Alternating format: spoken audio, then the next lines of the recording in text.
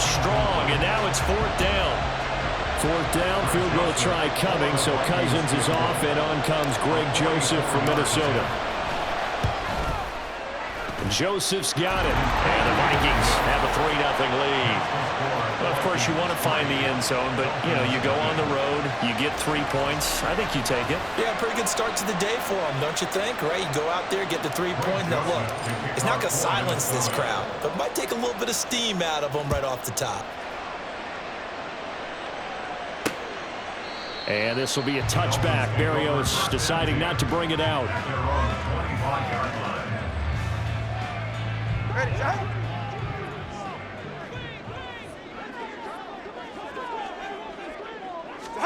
2 now on first down. This one complete to Jalen Waddle. He's going to be taken down. Plus, there's a penalty flag in the backfield. They may get 15 more on top of this. Okay, so the personal foul penalty, and those are some important yards lost right there. Yeah, it all comes down to discipline, doesn't it? And every team tells us that they coach it, they preach it. Well, the first play of the game going to be intercepted.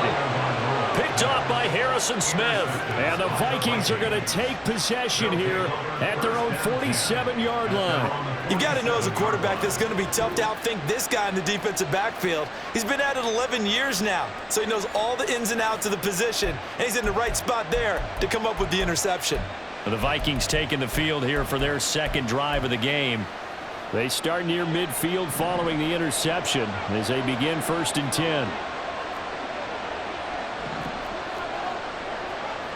Now Cousins going to change it up.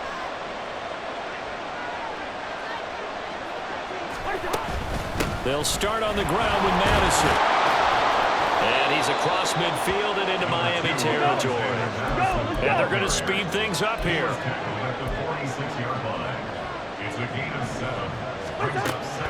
Here's Madison getting it again on second. And this won't be enough to pick up the first. A gain of 2, 3rd and 1.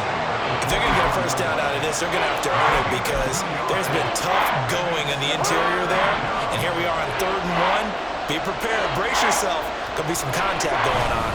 They'll try to get it on the ground with Madison. It goes as a gain of 6, and it's a first down. Well, it wasn't a goal line situation, but how about the goal line formation on 3rd and short? They went in and went heavy.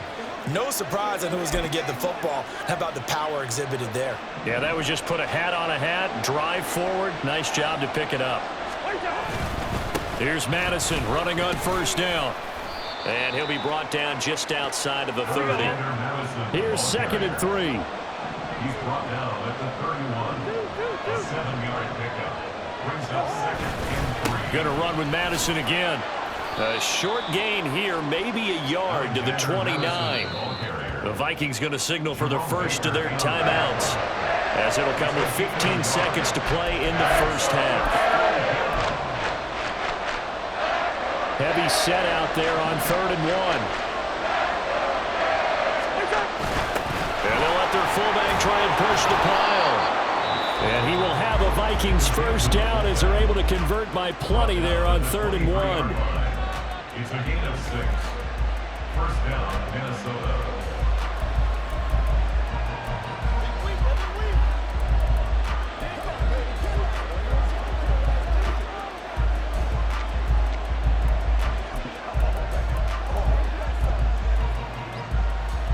They had to settle for 3 last drive, hoping this second go-around ends in 6. In good position, 1st and 10. And he'll be taken down near the 20 at the 21. Now here's a timeout as they're going to get it with 8 seconds remaining here in the first half. So on 2nd down, the field goal unit is on here as they try to get 3 before half. He hit his first, this one from 38. The kick by Joseph is good, and they're able to double their lead just before half. It's 6-0. So, Charles, they get to them with their first turnover of the game and then make it hurt a little bit extra with a field goal. And anytime you give the ball up, what's the first thing a coach tells his defense? Don't let them score off of this. You've got to put out the fire. In fact, in 2021, that's what one NFL coach termed his defense. The firemen. Go out there, guys, and don't let them put some points on the board.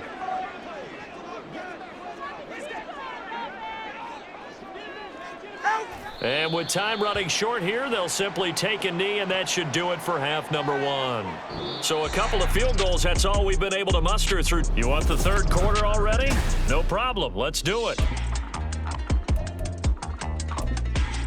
And we welcome you back now. Alongside Charles Davis, I'm Brandon Gunn, getting set for quarter number 3 here.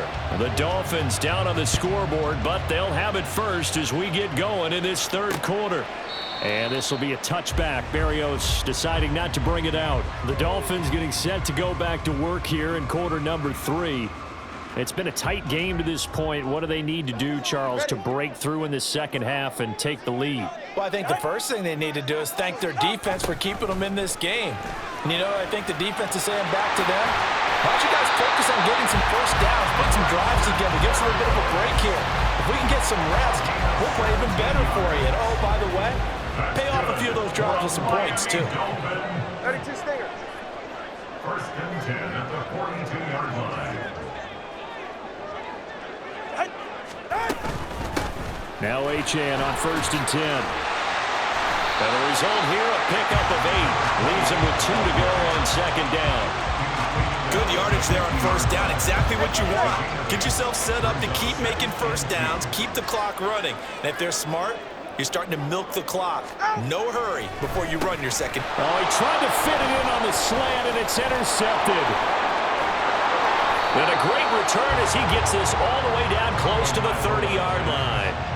And that has to be a little bit discouraging because after all their halftime talk, adjustments, and points of emphasis, their first drive ends with an interception. Absolutely aggravating if you're a head coach because you spent all that time, gone through every situation possible, and it still ends in a turnover. It's the Vikings' turn on offense. We get ready for their first possession of the second half. And they'll have good field position here following the interception and a chance to build on their lead as they start with a first and 10. Trying to run inside, but nothing there. Tackled that time by Jerome Baker out of Ohio State. He can rack up those tackles in bunches in the run game from that middle linebacker spot. And what he has to do is make sure he congratulates the guys in front and tells them thanks a lot because as the guy in the middle, the Mike linebacker, you're counting on your front 3, your front 4, your front 5, whatever you've got in front of you to take up all the blocking, allow you to roam and hit, and that's what he did on that play. On third down, they run with Madison. And he will have the first before he's brought down right on the chalk of the 20. They're able to convert with a gain of 4. They couldn't ask for much more to this point in the second half. A gorgeous day, one-score game. First and 10 here. Another carry now for Madison. And he's going to push his way down to about the 12. And the offense moving quickly to the line. It's a gain of 6. A give to the fullback on the dive. And he's able to work it here to the 8-yard line.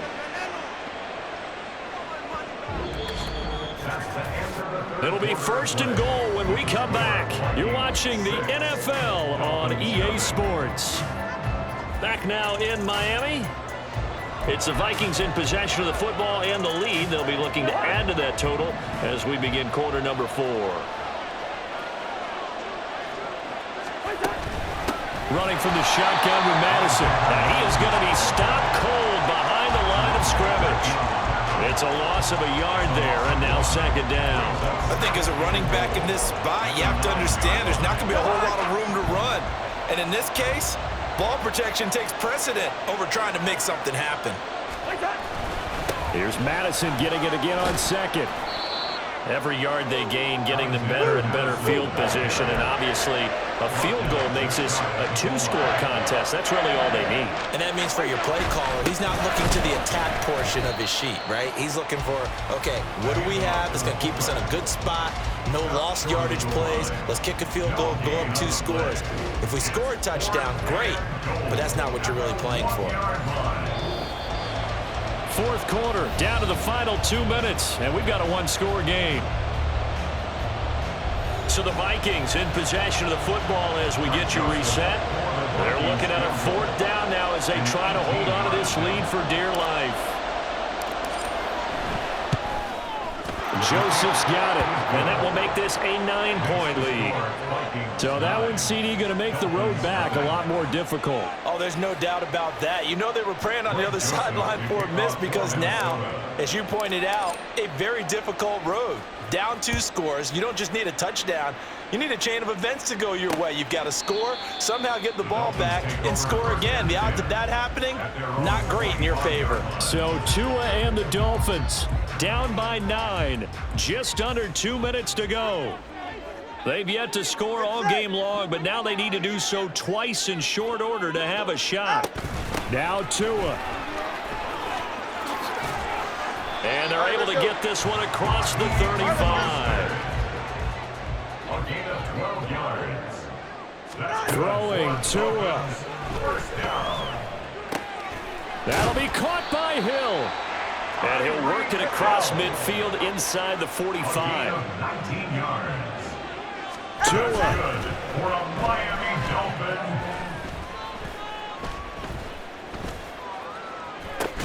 Got a man, it's caught inside the 10. And they move this all the way down to the 9. That's good. Here's Tua. Miami Dolphin. Toward the end zone, but that's going to wind up incomplete.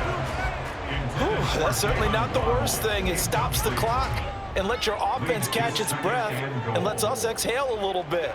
Now I expect them to call a couple plays in the huddle so they're ready if a tackle happens inbounds. Tua to throw. And he's got his man in stride, complete. And he takes this one into the end zone, and all of a sudden, here in the final minute, things get a little bit tighter. Okay, game on. Don't go anywhere yet. You got a one-score game now. Probably going to rely on the onside kick coming up. Yeah, they have to. It's not a high percentage play, but it's better than not having a chance at all. And that's when you put your leapers and your flyers on one side, get that high hop, and hope that one of the guys can come up with it. And on the other side, get that hands team ready. No doubt about it. And the Vikings hands team able to recover. And that should just about do it. Well, fourth quarter, they felt like they needed the football back. Unfortunately, they couldn't get it. And I know we brought analytics into the game, and someone has said here that the data says that when a team's expecting an onside kick, 80% of the time, the team expecting it, they do actually recover the ball, which is what we saw here. I just wonder if that number is much more of an anecdotal type of a number. Kind of like when the coaches tell us, well, when you score on special teams, 93% of the time you win the game. I'm still waiting to see that number is empirical. 5 points of contact necessary at this stage as they'll run on first down. The Dolphins going to take their second timeout as the clock will stop with just under 30 seconds left to go. On second down, this is Madison. And he'll take this down just shy of the 25-yard line. Now the Dolphins will use the last of their timeouts. That'll be their third and final stoppage here as we step aside. They'll go Madison up the middle. And he'll be stopped here well short of the first down at the 24-yard line. Well, that's not a run that's going to make any of the highlight tapes, but they've been moving it well all game on the ground. This is another one that keeps them moving forward. And this one is right through, and it will push the lead up to 5. Charles, in these lower-scoring games, you know it better than anybody. Points are at such a premium, but taking care of the football is king. They played turnover-free from whistle to whistle, and they come through with a victory. Yeah, and that's what won them the game, because even doing it that way, being that clean partner, they weren't able to really run away with this game. So that tells us just how important it was to make sure you played mistake-free football. That led to the victory.